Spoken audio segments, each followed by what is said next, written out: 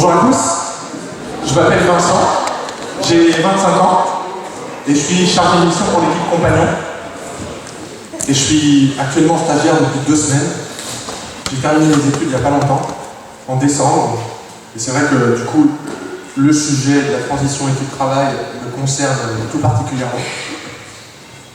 Et j'ai quelques petites expériences éventuellement à partager, soit avec vous maintenant, soit avec vous plus tard. Quand je dis plus tard, ça peut être très long terme. Sur comment est-ce qu'on valorise aussi tout le temps qu'on passe chez les compagnons, tout le temps qu'on passe comme chef, tout le temps qu'on a passé depuis l'âge, parfois pour certains d'entre nous, de 6, 7, 8 ans chez les scouts, c'est possible sans le dénaturer, de lui donner une couleur toute particulière dans le monde de l'entreprise. Et à ma droite se trouve Hélène qui va se présenter à son tour. Alors moi je m'appelle Hélène, merci Vincent. Je ne donnerai pas mon âge, 53 ans.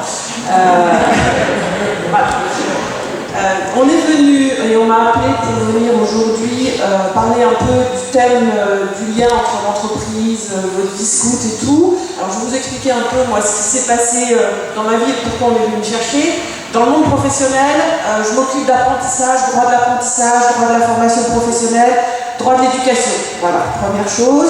Deuxième chose, dans ma vie scout, alors j'ai été responsable de groupe, accompagnateur pédagogique compas, d'été aussi, jusqu'à l'année dernière. Et cette année, je m'occupe dans le territoire Bas-des-Hauts-de-Seine, donc en Ile-de-France, sur la moitié du 92, de développer des réseaux et faire la passerelle entre le monde de l'entreprise et le monde du scoutisme. Donc voilà pourquoi aujourd'hui je suis avec vous et parce que je vais essayer de répondre à des questions que vous pouvez vous poser à ce niveau-là. Bonjour, moi c'est Eric, j'ai 43 ans. C'est au milieu, c'est bien. Je suis heureux d'être ici parce que j'ai jamais été compas, donc ça c'est ce qui me manquait dans mon parcours. J'ai été chef, accompagnateur et je suis surtout manager d'équipe professionnellement et je suis convaincu que le scoutisme apporte des choses différentes. J'avais fait une pause dans le scoutisme de 10 ans, je suis revenu il y a 5 ans, c'est ma première année en équipe nationale, pour justement pouvoir travailler sur ce domaine-là et puis aider tous les bénévoles et vous en premier, parce que c'est vous qui allez rentrer dans le monde du travail, à ce qu'on puisse reconnaître, valoriser et accompagner cette expérience magnifique qu'est le scoutisme et qui peut apporter, et qui a beaucoup d'écho dans le monde du travail, qui recherche à l'heure actuelle des esprits d'équipe, des travailleurs en mode projet et tout ça, qui chez nous ça nous fait rire parce qu'on sait le faire, on sait même plus comment on sait le faire, mais on le fait tous les jours. Notre premier thème, mais quel tremplin peut être le scoutisme dans mes études et ma vie professionnelle? Quel tremplin peut être le scoutisme dans mes études et ma vie pro? Peut-être, du coup, est-ce qu'on a bien conscience des compétences que le scoutisme développe et est-ce qu'on arrive à les valoriser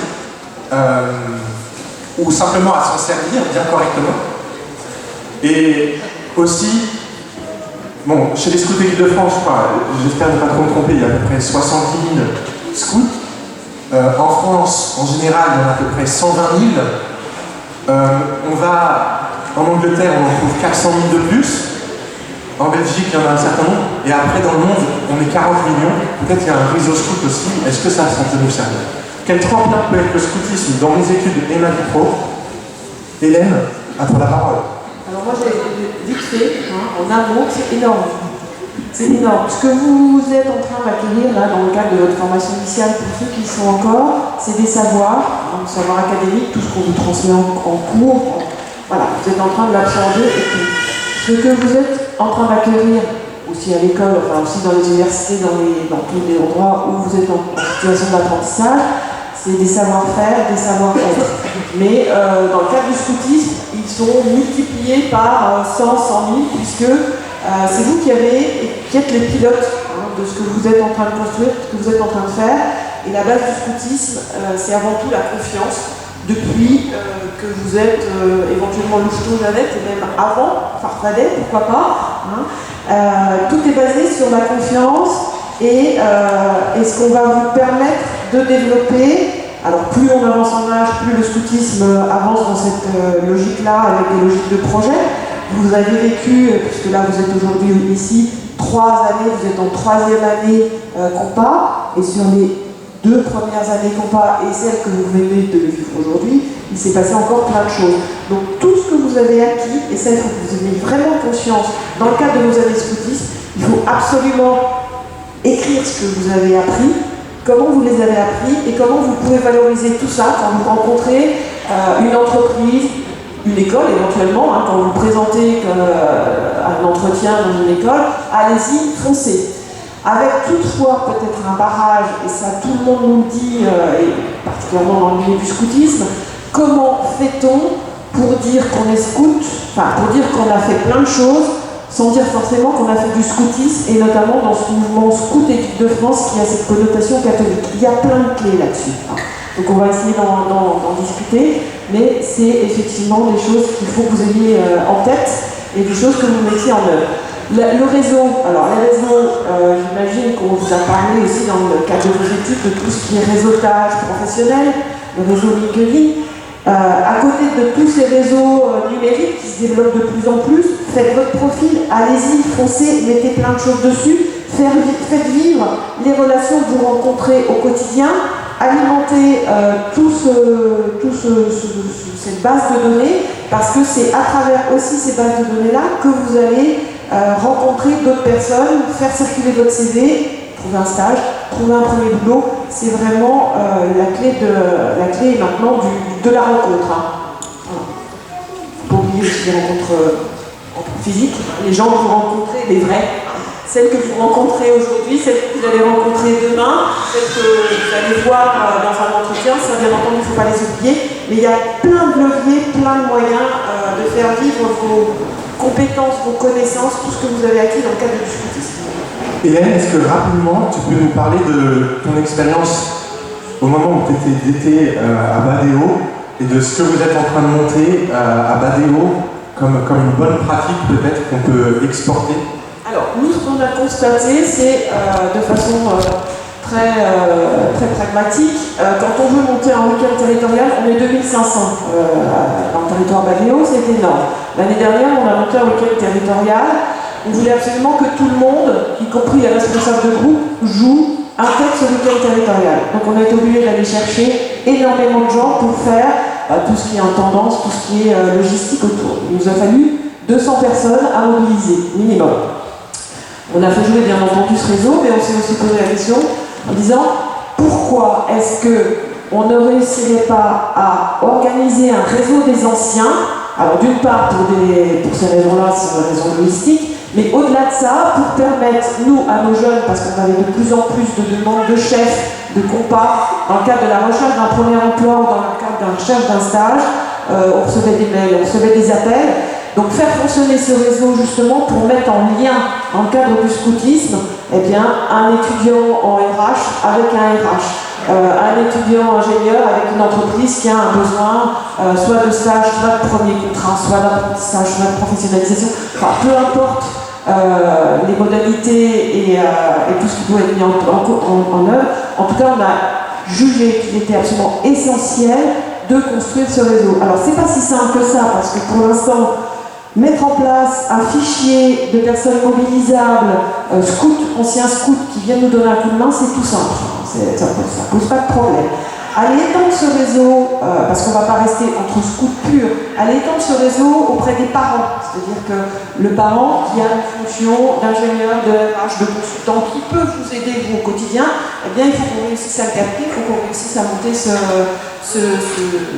fichier, hein, cette base de données d'une façon ou d'une autre. Donc là, on est à ce niveau-là dans cette réflexion, on essaye pour l'instant de constituer cette base de données. Et puis l'autre problème aussi, il est purement juridique, c'est-à-dire qu'on ne peut pas intégrer automatiquement des personnes sans qu'elles le veulent et sans savoir ce qu'elles ont envie de donner dans le mouvement. Donc il faut qu'en plus on aille à la recherche de qu'est-ce que vous voulez donner. Donc notre orientation, elle est à la fois de mettre en relation les jeunes et les parents, les professionnels, tous ceux qui sont dans la sphère scout élargie au niveau du territoire, mais également d'organiser un certain nombre de réunions tout au long de l'année pour apprendre à se présenter, apprendre à construire un CV, mettre physiquement en relation, faire des speeds éventuellement, des speeds quoi, pour essayer de trouver des solutions. Speed dating notamment, mais pour essayer de mettre en relation vous qui êtes à la recherche d'un certain nombre de choses et nous, adultes, qui pouvons vous apporter encore des choses pour démarrer dans la vie professionnelle. Je crois que le message il est très, très dépressif entre guillemets au niveau national en partant sur les statistiques du chômage des jeunes. Il ne faut absolument pas être dans cette logique-là. Il faut se dire qu'on a plein de moyens et notamment le scoutisme peut être un véritable tremplin vers l'entreprise. Eric, quel tremplin peut être le scoutisme dans mes études et ma vie pro? Moi, je voulais juste rebondir sur un point, ce qui s'est vécu dans Badéo, c'est ça? J'en ai entendu aussi parler dans le territoire de Toulouse, puisqu'il y a un bassin d'emploi assez important, un peu spécialisé quand même, et il y a cette volonté-là de relier les entreprises, les stages, et aussi d'accompagner des jeunes qui arrivent sur la région, qui ne connaissent pas la région, parce qu'ils viennent pour cette partie aéronautique, pour trouver un logement, pour pouvoir s'inscrire dans le bon quartier, pour accompagner les jeunes dans le territoire et dans le terrain. Donc ça, c'était un premier point. Après, pour moi, le tremplin entre le scoutisme et la vie professionnelle, il y a un point qui est très très important, à mon sens, c'est que le scoutisme, c'est le seul endroit que je connaisse qui vous permette d'expérimenter des choses en milieu sécurisé. Clairement, je m'explique. L'école, vous devez être les meilleurs, vous devez réussir des concours, vous devez gagner. En milieu professionnel, vous n'allez faire que ce que vous savez faire, parce que si vous faites quelque chose qui est un peu en dehors des marges, on ne vous rattrape pas. Et bien le scoutisme, c'est le seul endroit où on nous permet, tous, à tous les niveaux, tous les échelons, d'essayer des choses. On se dit, tiens, on a une intuition, on veut le lancer, je ne sais pas forcément y arriver, et justement, le but, c'est d'être accompagné par des pairs, par des gens un peu plus âgés, par des gens qui font quelque chose vers lequel on veut tendre, et on nous permet d'arriver à des choses qu'on n'avait pas forcément, dont on n'avait pas les compétences au début. C'est le seul, à mon sens, le seul endroit où on a la bienveillance pour pouvoir se développer et pour pouvoir progresser. Est-ce que, Eric, tu veux nous parler un peu de ce qui existe pour faire vivre, outiller ce tremplin entre le scoutisme et la vie pro? Je pense que tout le monde a entendu parler ici d'un certain outil qui s'appelle Valorise-toi, et peut-être que tu peux rapidement nous en parler. Alors, rapidement, c'est un peu compliqué, puisque même à faire, c'est un peu long. L'idée, c'est de se dire, on a tendance à énormément jargonner quand on est entre nous. C'est quelque chose qu'on ne peut pas du tout transposer au niveau des professionnels, parce qu'ils ne comprennent pas notre langage. Ils ne comprennent pas non plus ce qu'on mobilise comme compétences, comme savoir-être, comme savoir-faire. Et l'idée, c'est de partir de notre expérience du scoutisme. Clairement, je sais prévoir les besoins en matériel et une activité pour le camp. Et bien ça veut dire c'est des compétences d'organisation. Voilà. Donc à un employeur, que vous sachiez préparer le matériel pour le camp, il ne voit pas du tout ce que ça veut dire. Par contre, vous êtes capable de vous organiser, de prévoir des budgets, de mettre en place des organisations, ça, il va se dire je peux le classer dans quelle catégorie d'emploi, et c'est quelque chose dont j'ai besoin. Donc cet outil-là, il existe.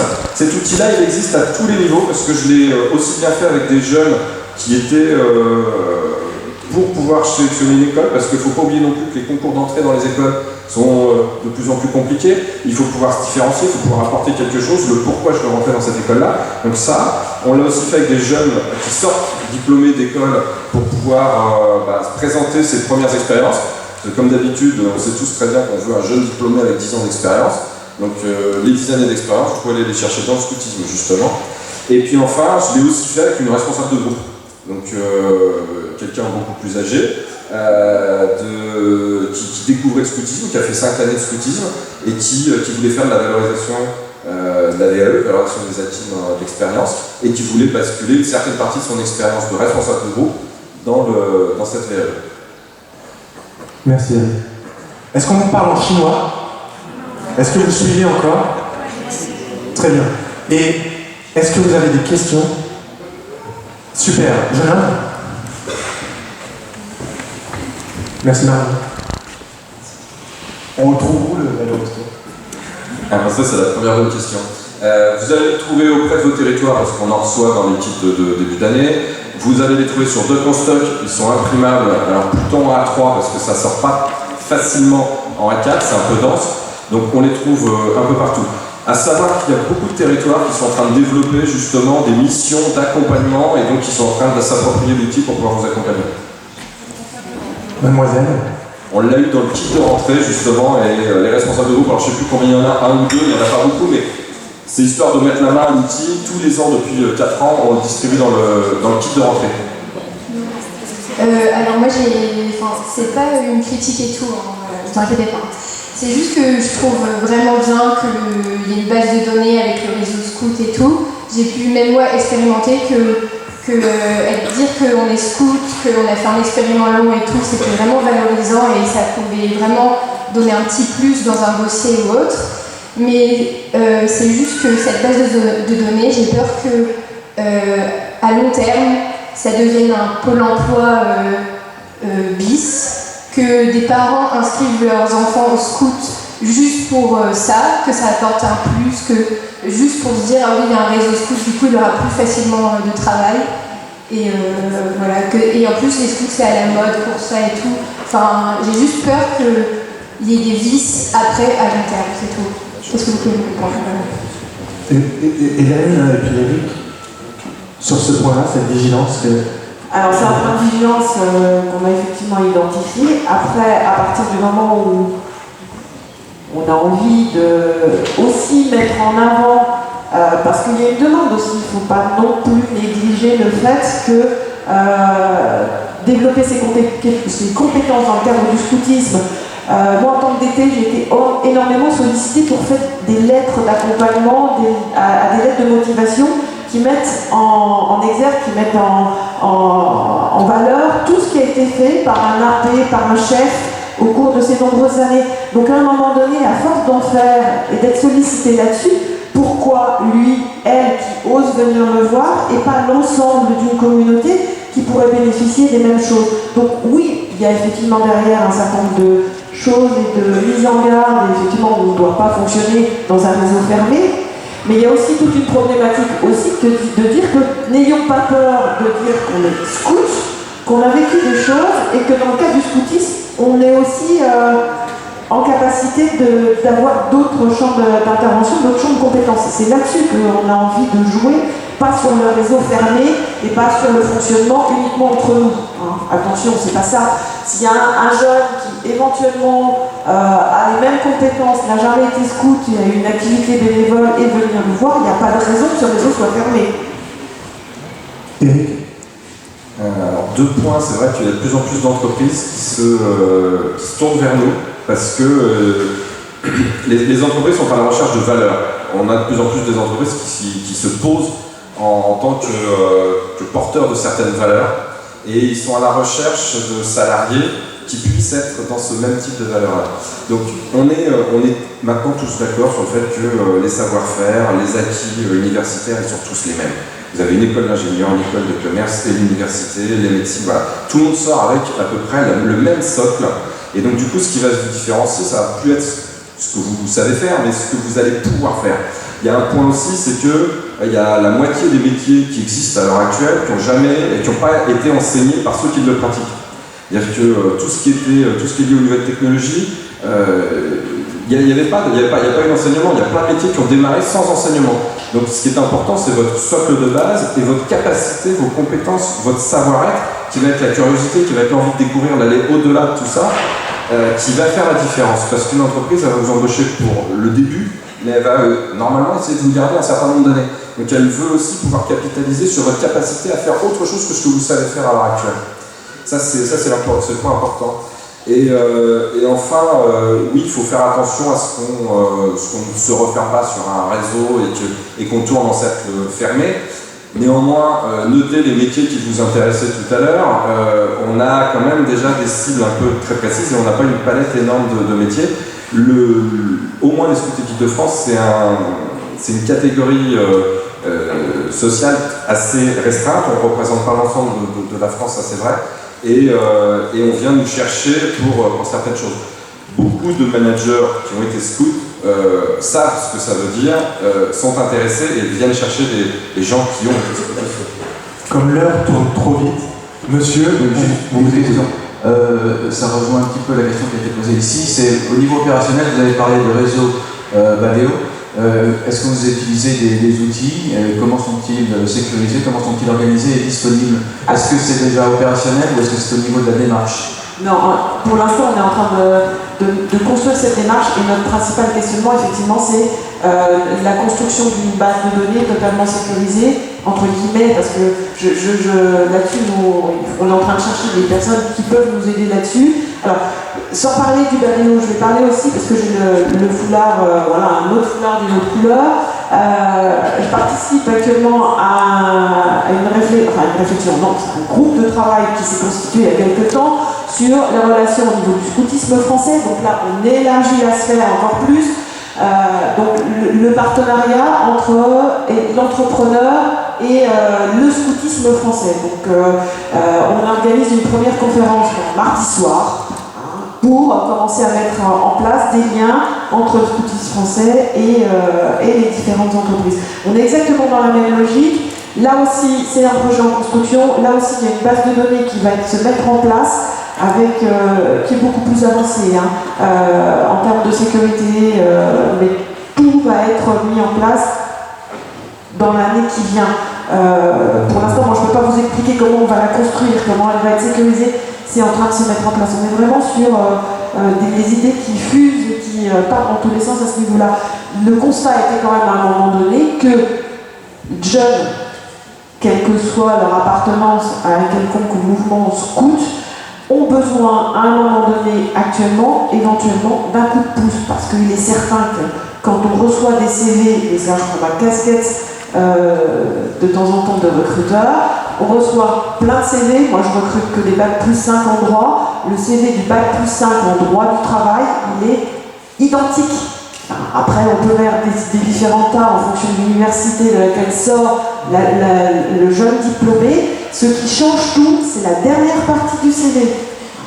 Donc, ce décodage-là, il est vraiment très important. Et le fait de comprendre que les entreprises comprennent effectivement, et c'est exactement ce qui a été dit, ce que vous faites dans le cadre du scoutisme, c'est essentiel pour que votre CV remonte au-dessus de la pile. Moi, je pense que c'est ça qui doit être aussi valorisé, expliqué, compris par les entreprises. Je ne sais pas si en arrivant ici, on vous a équipé de papier et de crayon. Je vais faire un petit travail de digestion pour vous, en me levant peut-être, parce que j'aime bien me dégourdir les gens. Du coup, à la question « Quel tremplin peut être le scoutisme dans mes études et ma vie pro ?» j'ai bien vu qu'il y avait un doigt qui s'était levé. On pourra retenir que d'abord, il y a un outil aujourd'hui qui existe, qui est Valorise-toi, qui a deux objectifs. Le premier, c'est de nous faire bien prendre conscience qu'on apprend des tas de choses dans le scoutisme. Le second, c'est de nous donner le vocabulaire pour pouvoir en parler. Quel tremplin peut être le scoutisme aujourd'hui dans ma vie pro et mes études? On a vu l'importance du réseau. On a vu que ça pouvait s'outiller, qu'il y avait des démarches qui étaient prises ici et là. Le réseau, c'est pas tabou.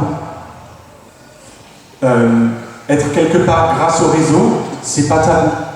Un piston, c'est être mis quelque part alors qu'on n'y est pas légitime. Un piston, c'est être là parce que... mais en fait, on ne sait pas trop faire le boulot qu'on nous demande. Un réseau, c'est le capital de chacun. On a un capital humain, on connaît du monde, on a cultivé ça, on est quelqu'un de sociable. Et c'est faire un bon usage de... Enfin, il faut savoir valoriser ça, il faut savoir s'en servir. Si vous pouvez partir de là en vous disant le réseau, c'est pas tabou, ça sera déjà très précieux. Aujourd'hui, vous ne posez peut-être pas encore des questions de stage, c'est peut-être des questions d'orientation, mais voilà, il y a déjà des gens autour de vous dans le scoutisme qui font des métiers qui vous intéressent, et ça vaut le coup de les interroger sur qu'est-ce qu'ils portent en dessous de leur chemise parfois. Est-ce que c'est un costard ou est-ce que c'est un maillot de bain et du coup de savoir, voilà. C'est déjà utile aujourd'hui pour vos questions d'orientation. On a parlé du cadre sécurisé qu'est le scoutisme pour pouvoir prendre des initiatives. Moi hier j'étais avec un ami scout et on se disait tiens, il y a des choses qui se font là, il faudrait qu'on réfléchisse. Peut-être peut-être qu'on pourrait essayer de monter un monteur en ligne, enfin, un truc où les compagnons rentreraient leur destination pour leurs expériments longs et ça leur donnerait leur impact carbone. Et après, on pourrait leur dire les associations dans lesquelles ils peuvent planter des arbres pour compenser.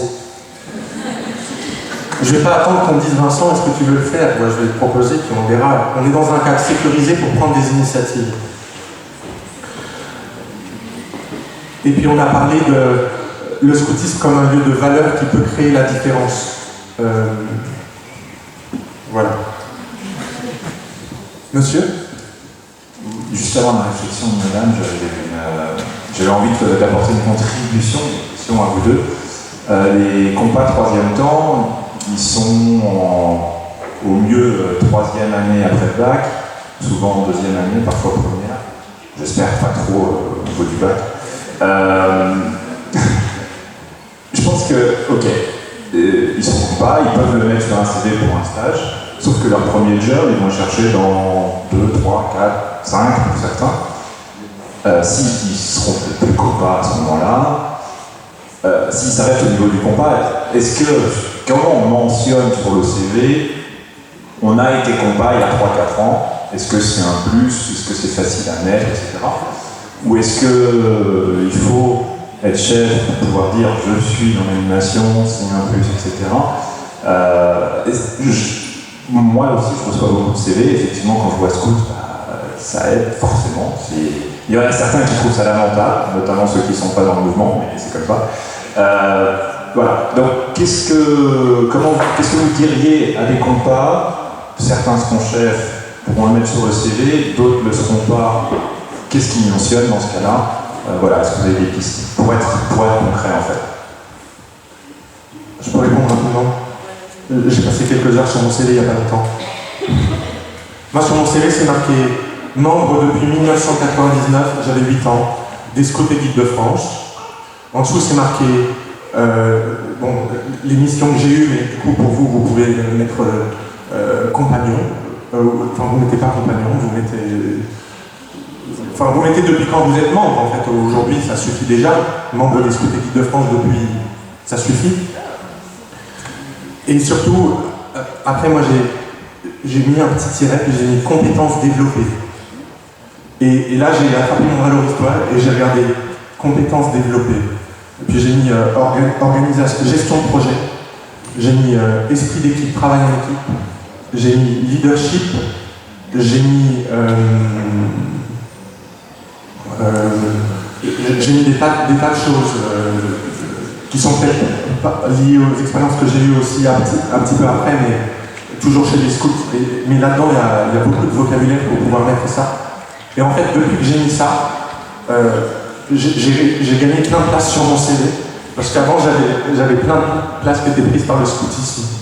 J'avais à peu près un tiers de mon CV qui était avec du scout. Et ça n'allait pas parce que du coup, c'était marqué organisation marocaine territoriale, agora, patati patata, et les gens, ça leur parlait pas. Et je sentais bien que ça pouvait bloquer un petit peu quand ils voyaient que ça. Et maintenant, ça va mieux. Comme on n'a pas beaucoup de temps, on garde, on aura le souk aussi plus tard. Hélène, peut-être moi, Eric, certainement, on sera disponible pour répondre à d'autres questions. On en reprendra à la fin de cette table ronde quand même. Est-ce que, rapidement, de manière un peu descendante, c'est vrai, mais est-ce que rapidement, on peut avoir cette instruction de aujourd'hui, comment est-ce qu'un jeune peut rejoindre le monde de l'entreprise? C'est quoi les voies d'entrée? C'est quoi les points de vigilance? Alors, les différents dispositifs, vous les connaissez, pardon. Le premier, celui que vous allez probablement expérimenter très vite, c'est le stage en entreprise. Donc, et puis même par le dispositif APB, donc vous avez déjà rédigé votre premier CV, vous avez fait tout ce qu'il fallait à ce moment-là. Donc le stage en entreprise, première voie d'entrée dans l'entreprise. À un moment donné, il va falloir le présenter, construire ce CV, l'argumenter. Et comme le disait très justement Vincent, le fait que vous soyez scout, même si un jour vous devenez jamais chef, vous avez acquis un certain nombre de choses. Alors moi, dans mon CV, parce que moi aussi j'ai un CV, je suis toujours prête à le présenter, ça ne pose pas de problème. Moi j'ai 3 rubriques, c'est savoir, savoir-faire, savoir-être. Et j'ai classé ça sans dire effectivement forcément ce que j'ai fait dans le cadre du scoutisme et ce qui est arrivé. Mais ça permet de classer, alors toujours pour vous, à nouveau, en partant de Valoris 3, vous allez parfaitement réussir à mettre dans ces 3 cases-là ces différents éléments. Donc première voie d'entrée dans l'entreprise, pour vous, le stage. Après, il y a toute la tirage juridique qu'on connaît, hein, le CDD, l'intérim, le Graal, le CDI, bien entendu, quoique c'est pas forcément toujours la voie d'excellence hein, et celle qu'il faut primer.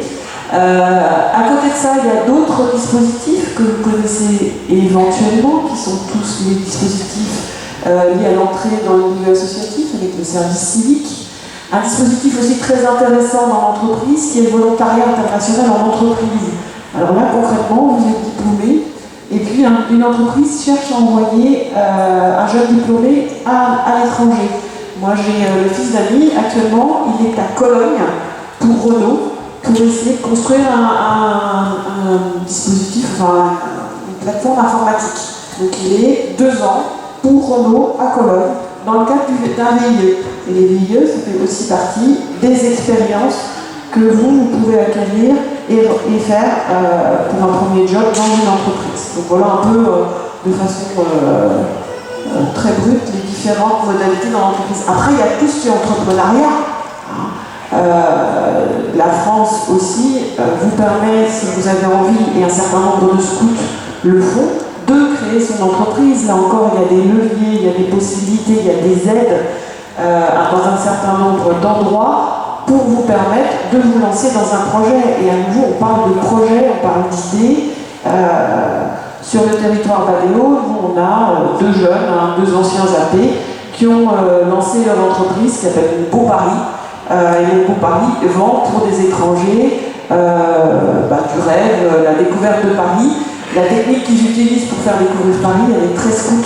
C'est des jeux de piste, c'est des petits questionnaires, et là on a vraiment l'expression que le scoutisme est un vrai tremplin entre le projet, tout ce qu'on a vécu dans le cadre du scoutisme et un projet qui a pris naissance et qui est en train de vivre, puisque l'entreprise est créée maintenant depuis 2 ans.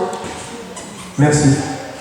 Donc, on retient de ça qu'il y a plusieurs voies d'entrée dans une entreprise, et ça c'est important de ne jamais l'oublier. Alors on n'oublie pas aussi toutes les voies que vous prenez qui sont des voies pour devenir professeur des écoles, éducateur, médecin, infirmier, où là on est dans des logiques différentes, mais bien entendu que sur ces métiers-là, les voies sont... le scoutisme est à nouveau quelque chose d'extrêmement important pour rentrer et prendre en considération ces métiers. Voilà. On a parlé... Oui. Super. Comment tu t'appelles? Oui, moi c'est Annie. Je voulais simplement parler. Donc moi je suis travailleur social. Je suis travailleur social et moi, à mon travail, depuis que je travaille, ça fait un certain temps, j'ai jamais pu dire que j'étais scout. Parce que c'est connoté hyper négatif. Donc moi sur mon CV, que je actualise tout le temps parce que j'ai un peu la bougeotte, je marque que je fais partie d'un mouvement d'éducation populaire. Et c'est assez rigolo parce qu'en fait, nos employeurs souvent me disent c'est pas scout, toi, dans un second temps. Voilà. Et en fait, je parle de valeurs, je parle moi aussi, mon CV, c'est savoir-être, savoir-faire et savoir. Voilà. Et c'est un super exemple ça, parce qu'effectivement, dans certaines entreprises, qu'on est scout, c'est la porte grande ouverte. Dans d'autres entreprises, ça ferme les portes. Donc de temps en temps, éventuellement, il faut savoir comment on rédige son CV. Il faut avoir éventuellement 2 CV. Un où on peut différemment. Et ça, c'est une autre voie pour dire qu'on fait du scoutisme sans le dire officiellement comme ça. Mais c'est vrai qu'en général, ça questionne, une fois qu'on est reçu, ça questionne la personne qui est en face de nous et qui nous interroge pour savoir ce qu'on a fait. Vous êtes toujours avec nous là? Très bien. Vous vous posez la question, comment est-ce que je sais si la boîte dans laquelle je cherche un stage pour cet été aime les scouts ou n'aime pas les scouts? Vous faites un peu de recherche, vous rentrez le nom de votre boîte sur LinkedIn, puis vous regardez par exemple s'il y a des scouts qui sont dans la boîte. Vous allez sur le site de la boîte et vous regardez si la manière dont ils parlent d'eux vous correspond bien aussi dans vos convictions. Je sais pas, par exemple, si vous allez sur le site de Danone, quand même, chez Danone, je fais de la pub là, mais on sent il y a un petit côté un peu social, il y a des tas de projets qui sont menés. On sent que peut-être ça passera mieux que d'autres boîtes. Et après, vous allez au FNAIR. Mais il faut savoir que les choses bougent. Hein. Aujourd'hui, en entretien, on ne parle plus de Gérard Jugnot. Les choses bougent. Aujourd'hui, il y a des articles sur le